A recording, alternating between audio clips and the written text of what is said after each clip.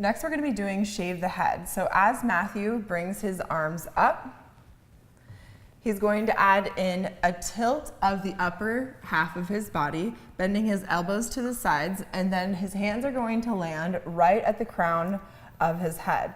So when we're doing this, you want to pause for a moment and make sure that your client's shoulders aren't pushing back too far and that their elbows aren't open too wide, so that they're adding too much of a dramatic extension and looking like a 1980s dancer. So on the next one of this, we're going to make sure that he adds a tiny bit more of a tilt in the upper half as he goes on to the shave the head part, acting as though he's bringing his hands all the way up and then back down to shave the back of his head. Good. So again, when you're watching your client on this one, you want to make sure that they're going within their own range of motion. So he's only allowed to bring his arms back as far as he's keeping a nice natural curvature in the upper half of the spine, not protruding too much in the rib cage. Wonderful. We're going to do one more variation at the top of the move. He'll keep his arms all the way up there, lean forward just a little bit more, and then he'll open and close the arms.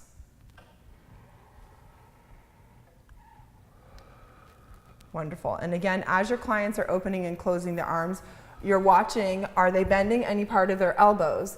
Are they starting to turn out in their arms? Are they able to keep the palms of their hands down, or is there a rotation happening through the shoulder blades? So we're going to test him a couple of times here, have him bring his palms of his hands so they're facing directly down, and then open and close a couple of times here, and let's see if anything different happens in his body. This still looks really nice on him. So test the different range of motion with your clients and then turning their arms or their shoulders in or out as you're going into some of these different variations. Great work. Each one of those variations you can also try with unilateral work. So you'll go through all of these, make sure that you master them first, and then try the right side with all of them. So you would present just with the right side, bring your arm in and out, and do all those different variations on one side.